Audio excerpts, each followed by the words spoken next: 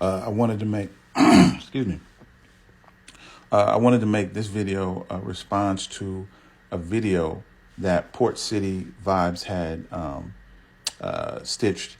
And the original video, and so I didn't want to stitch that stitch, which was another stitch, because it would have been kind of confusing as to what I was responding to. But the original video was refuting claims of anti-blackness within Islam. And then Port City, his video was basically saying that, yes, Islam has anti-blackness. And he had mentioned al-Baqt, the treaty between Egypt and the Makuria kingdom in Nubia. And he had mentioned some terms within that treaty that has showed that Islam was anti-black. And so this is in response, or this is refuting some information that Port City Vibes had provided within that, or adding more context to that, because there was some truth to it. But ultimately, my contention is that Islam is not anti-black.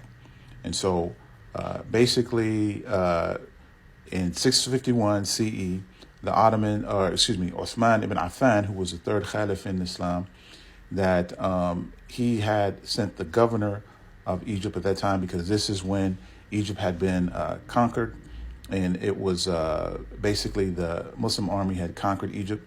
And so the governor at that time his name of Egypt was Abdullah ibn Sa'd ibn Sarah.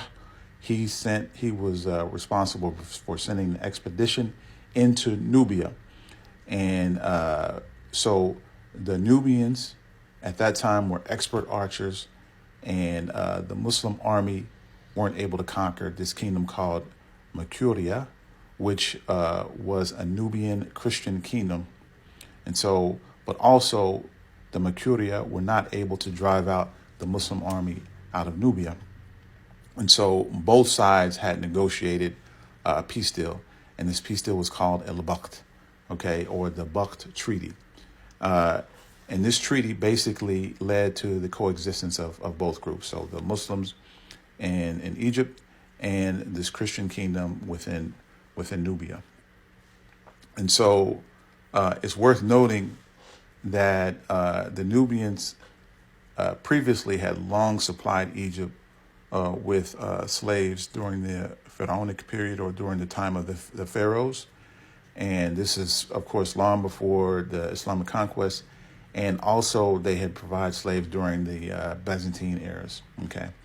And so, and in most cases with slavery within Africa during that era, the Nubians probably sent captives from war from subordinate tribes and not ethnic Nubians. And so it was common that when in many different parts of Africa, that when there were wars, or when there were prisoners of war, and slavery was sent, as some type of a tribute or as payment for something, they would send people that were not from that dominant ethnic group as slaves. And so this was very much considered a regular practice. And so the Baqt simply formalized coexistence between the Makuria and Egypt, and regulated trade practices. Also, instead of tribute and gold and money, which the Makuria lacked, so the Muslim kingdom, or the Muslims in Egypt, they wanted gold instead of instead of sending gold or money. The Makuria didn't have this, and so the Nubians had offered slaves as a resource that they could reliably provide, because they had done so previously, and this is something that they were regularly used to practicing. So this is something that they had offered. And so it's also worth noting that in Islam enslaved people could gain freedom through manumission. So this wasn't generational chattel slavery that existed in, for example, the Western world, because oftentimes when we hear stories like this, we immediately come into mind to think that, oh, this is chattel slavery that existed within the United States or within the Western world. So this wasn't this type of slavery. And so, which is a totally different, a different topic to talk about the conditions of slavery that existed within Islam. But Islam, what it did is it regulated slavery, and it allowed slaves or enslaved individuals to gain slavery through manumission or through contracts or through conversion through Islam. And so also worth noting is that many of these enslaved individuals within Muslim society often rose to prominence because even within Egypt, there was a ruler, a governor at that time. During that time, his name was Khafur, I believe, and he was a previous enslaved individual that eventually gained his freedom and was able to become a governor of Egypt at that time.